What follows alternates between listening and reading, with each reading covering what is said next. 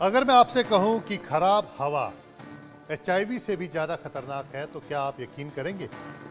हो सकता है कि आप ना करें, लेकिन यह बात बिल्कुल सही है। प्रदूषण आज की तारीख में बड़ी समस्या बन चुका है और ये धीरे धीरे हमें न सिर्फ बीमार कर रहा है बल्कि मौत की तरफ भी धकेल रहा है। दिल्ली हर साल की तरह एक बार फिर से प्रदूषण की मार झेल रही है, लेकिन इसे दूर करने के बड़े बड़े दावे करने वाले केवल एक दूसरे पर आरोप लगा रहे हैं।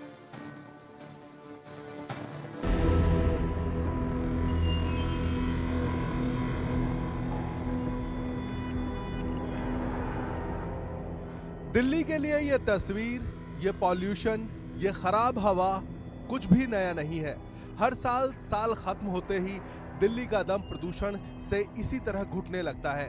ये धुआं सांसों पर भारी पड़ने लगता है, लेकिन न तस्वीर बदलती है, न हालात और न इसे लेकर होने वाली सियासत। दिल्ली में सोमवार सुबह औसत AQI 481 रिकॉर्ड किया गया। अशोक विहार और भवाना इलाके में AQI 495 पहुंच गया था। प्रदूषण के चलते दिल्ली के कई इलाकों में धुंध छाई रही। पालम समेत कुछ इलाकों में विजिबिलिटी घटकर 150 मीटर तक रह गई, जिसके कारण फ्लाइट्स भी प्रभावित हुईं। पूरी तरीके से धुंध छाया हुआ है और हवाएं चल रही, इसलिए हम ये नहीं कह सकते कि ये कोहरा है। कोहरे में आमतौर पर जब हवा चलती है तो कोहरा छट जाता है। धूप हो चुकी है हल्की हल्की, और मेरे पीछे जो बिल्डिंग आप देख सकते हैं कि हल्की हल्की धुंधली दिखाई दे रही होगी। और इस वक्त जो दिल्ली का मौसम है कुछ इसी तरीके से है, और जिस तरीके से लगातार दिल्ली में प्रदूषण का स्तर बढ़ता जा रहा है, और दिल्ली के तमाम इलाकों की अगर हम बात करें तो इस वक्त जो दिल्ली का जो पॉल्यूशन का स्तर है वो 500 यानी कि 500 AQI क्रॉस कर चुका है। इस वक्त जो है सड़कों पर पूरी तरीके से धुंध दिखाई दे रही है, जो कि बढ़ते प्रदूषण का असर है। बढ़ते प्रदूषण को देखते हुए commission for air quality management ने दिल्ली NCR में ग्रेडेड रेस्पॉन्स एक्शन प्लान के चौथे फेज को लागू कर दिया। लगातार दिल्ली NCR की जो आबो हवा है काफ़ी खराब श्रेणी में पहुंच गई है। अगर आज की बात करें तो दिल्ली से सटे नोएडा में जो एयर क्वालिटी इंडेक्स है वो 450 के पार दर्ज किया गया है। एक तरफ पॉल्यूशन तो दूसरी तरफ जो कोहरा है वो कहीं ना कहीं लोगों को परेशान कर रहा है। देखिए नोएडा की सड़कों की स्थिति, सुबह का वक्त है और तस्वीर आपको दिखाई देगी किस तरीके से धुंध के साथ साथ जो कोहरा है वो लोगों को परेशान कर रहा है। एक तरफ पॉल्यूशन की मार तो दूसरी तरफ कोहरे ने आम जिंदगी को परेशान कर रखा है। सुप्रीम कोर्ट ने प्रदूषण को लेकर दिल्ली सरकार को फटकार लगाई। सर्वोच्च अदालत ने पूछा दिल्ली सरकार ने प्रदूषण कम करने के लिए क्या किया और ग्रैप 4 की पाबंदियां लागू करने में 3 दिन का वक्त क्यों लग गया। साथ ही कोर्ट ने यह भी कहा कि उनकी इजाजत के बगैर स्टेज 4 के नीचे नहीं आएंगे, भले ही AQI 300 से नीचे क्यों ना आ जाए। एक तरफ जहरीले धुएं से दिल्ली का दम घुट रहा है, लोगों को दिल्ली में रहने में डर लग रहा है, लेकिन इस पर भी सियासत है कि थमने का नाम नहीं ले रही है। दिल्ली बीजेपी ने सोशल मीडिया साइट X पर केजरीवाल के लंदन में सांसों का आपातकाल कैप्शन के साथ पूर्व मुख्यमंत्री अरविंद केजरीवाल की मास्क के साथ एक तस्वीर शेयर की, जिसमें नीचे लिखा था दिल्ली में सांसों का आपातकाल, डायरेक्टर अरविंद केजरीवाल। इस बीच दिल्ली बीजेपी अध्यक्ष वीरेंद्र सचदेवा और बीजेपी सांसद प्रवीण खंडेलवाल ने केंद्रीय सचिवालय मेट्रो स्टेशन पर जनता को मास्क बांटे और दिल्ली की इस हालत के लिए आम आदमी पार्टी को जिम्मेदार बताया। उधर दिल्ली सरकार पॉल्यूशन को केंद्र सरकार की नाकामी बता रही है। दिल्ली में जो हालत है वो बद से बदतर है। लोग सांस की बीमारी से ग्रस्त हो रहे हैं, खांसी जुकाम सबको है, लेकिन दिल्ली की सरकार पिछले 10 सालों में जिस तरह का शासन चला रही है उसका खामियाजा दिल्ली की जनता को भुगतना पड़ रहा है। मैं दिल्ली की सरकार से एक सवाल पूछना चाहता हूँ, ग्रैप 1, ग्रैप 2, ग्रैप 3 लगाने के बावजूद भी अगर दिल्ली में पोल्यूशन कम नहीं हो रहा तो प्रतिबंध से पोल्यूशन कम नहीं होगा। आपको डस्ट कंट्रोल करना पड़ेगा, आपको पंजाब की पराली का धुआं रोकना पड़ेगा, जिसके बारे में आप बात नहीं कर रहे हैं। आप लगाते रहिए प्रतिबंध, जनता तो मजबूर है कि वो आपके प्रतिबंध झेलेगी, लेकिन दिल्ली में पोल्यूशन की ये हालत आपके नकारेपन और निकम्मेपन के कारण है, जिसका खामियाजा दिल्ली की जनता को भुगतना पड़ रहा है। एक एक राज्य में पंजाब, हरियाणा, मध्य प्रदेश, उत्तर प्रदेश, राजस्थान, आज हर जगह पराली जलाई जा रही है और केंद्र सरकार हाथ पे हाथ धरे बैठी हुई है। आज पूरे नॉर्थ इंडिया को एक मेडिकल इमरजेंसी में धकेल दिया गया है।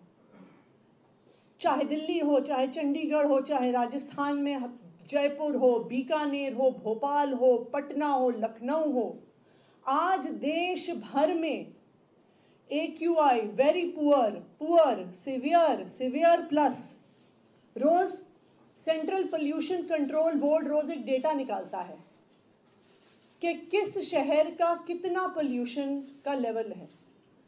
आप कल शाम 4 बजे तक इस डेटा को देखिए तो देश भर में, पूरे नॉर्थ इंडिया में सारे शहरों का data very poor, severe, severe plus. Delhi NCR में हवा साफ होने का नाम नहीं ले रही है। AQI का स्तर बहुत खराब की श्रेणी में बना हुआ है। खराब हवा में सांस लेने का सीधा असर लोगों की सेहत पर पड़ रहा है, लेकिन जिनके ऊपर इसे सही करने का जिम्मा है वो अब भी सियासत चमकाने में लगे हैं, जिसका खामियाजा दिल्ली के लोगों को भुगतना पड़ रहा है।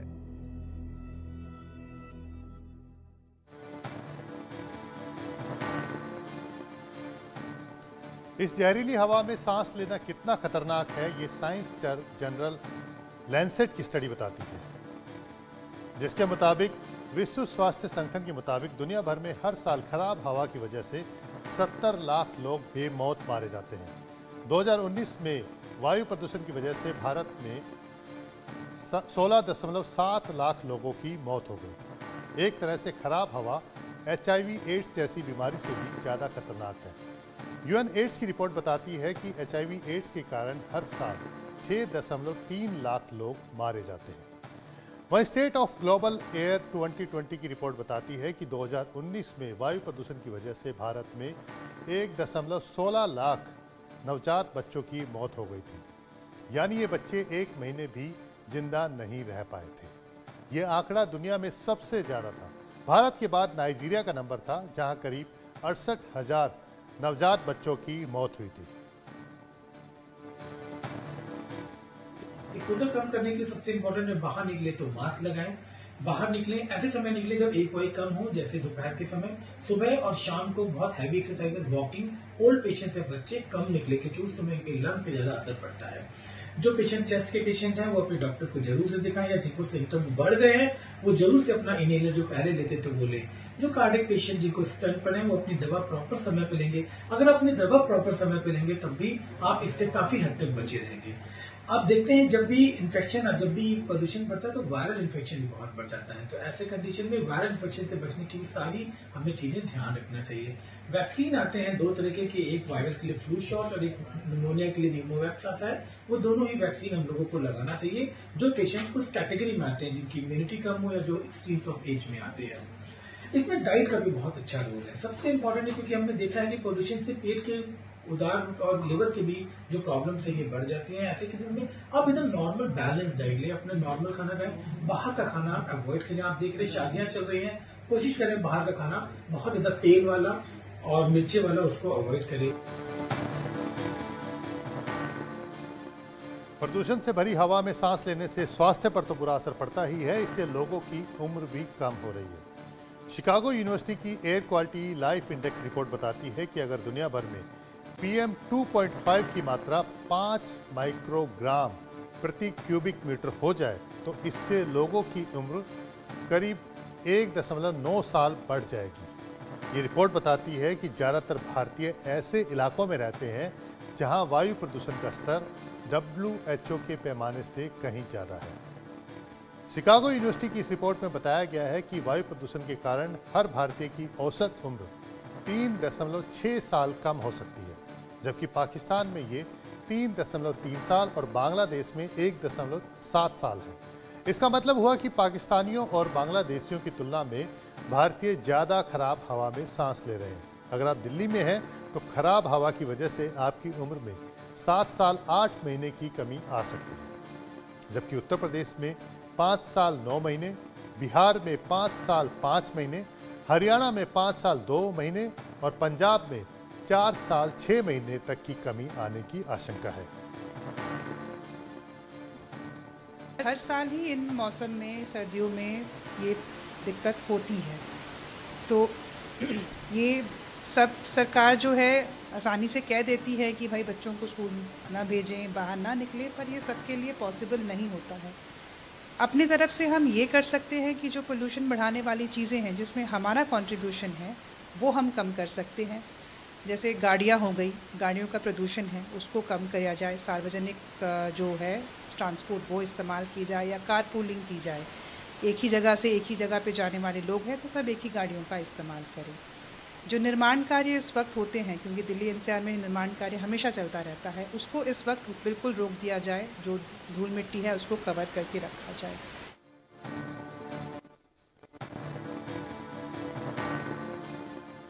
अब आपको बताते हैं कि कैसे एक अच्छा प्लान सिस्टम की लापरवाही की भेंट चढ़ सकता है, जिसके कारण हमें और आपको नुकसान होता है। जिस शख्स को इस वक्त आप अपनी टीवी स्क्रीन पर देख रहे हैं उसका नाम है डॉक्टर R.K. गुप्ता। नोएडा के रहने वाले डॉक्टर R.K. गुप्ता ने आज से 2 साल पहले पीएमओ को प्रदूषण कम करने के लिए कुछ सुझाव भेजे थे। इनमें शामिल था कि बस और मेट्रो सर्विस को बढ़ाना, मेट्रो और डीटीसी को एक अथॉरिटी के तहत लाना, साइकिलिंग को बढ़ावा देना, कार के दाम बढ़ाना जिससे लोग ज़्यादा से ज़्यादा वॉक करें और पब्लिक ट्रांसपोर्ट का इस्तेमाल करें, इलेक्ट्रिक वाहनों को बढ़ावा देना, प्रदूषण बढ़ाने वाले वाहनों को कम करना, पैदल चलने के लिए फुटपाथ लेन को ज़्यादा से ज़्यादा बनाना और ऑफिस की टाइमिंग भी बदलना। ये सभी काफ़ी अच्छे सुझाव हैं, लेकिन इनका क्या हुआ और ये कैसे सिस्टम की भेंट चढ़ गई, अब ये भी समझिए। जनवरी 2022 में डॉक्टर R.K. गुप्ता ने पीएमओ से शिकायत की कि वायु प्रदूषण से सेहत को लगातार नुकसान पहुंच रहा है। इसके साथ ही उन्होंने इससे बचने के अपने सुझाव भी शेयर किए थे। बाद में पता चला कि पीएमओ ने इसे सेंट्रल पॉल्यूशन कंट्रोल बोर्ड यानी कि CPCB को ट्रांसफर कर दिया है। सुझावों पर अमल ना होता देख डॉक्टर गुप्ता ने CPCB में RTI डाली तो उनको जवाब मिला कि उनके सुझावों पर तो एक्सपर्ट कमेटी बैठा दी गई है। कुछ समय बीतने के बाद एक और RTI डाली गई। इस बार जवाब मिला कि आपके सुझाव मान लिए गए हैं, लेकिन फिर भी कोई एक्शन नहीं हुआ। जिसके बाद डॉक्टर गुप्ता ने मिनिस्ट्री ऑफ अर्बन अफेयर से शिकायत की तो पता चला कि उनके सुझाव तो अच्छे हैं, लेकिन अभी उस पर काम नहीं हो रहा। इसके बाद डॉक्टर गुप्ता ने एक बार फिर से पीएमओ में शिकायत दर्ज कराई तो इस बार जवाब मिला कि सेंट्रल पॉल्यूशन कंट्रोल बोर्ड से आप इस पूरे मामले को लेकर के बात कीजिए। क्या मेरे पास केवल एकमात्र विकल्प है, माननीय राष्ट्रपति महोदया के कार्यालय की दरवाजे खटखटाने को। मैंने 14 नवंबर 2024 को एक अपना ग्रीवेंस रजिस्टर किया माननीय राष्ट्रपति महोदय के कार्यालय के पोर्टल पर और उनसे गुहार लगाई है कि आपके द्वारा हस्तक्षेप के पश्चात ही यह समाधान लागू हो पाएगा और जिसके कारण हम खुली हवा में सांस ले पाएंगे। यह हालत रहे यदि हमने ट्रैफिक जाम पर निजात नहीं पाई तो वह दूर नहीं, हम सभी को जहरीली हवा में सांस लेकर रहना पड़ेगा।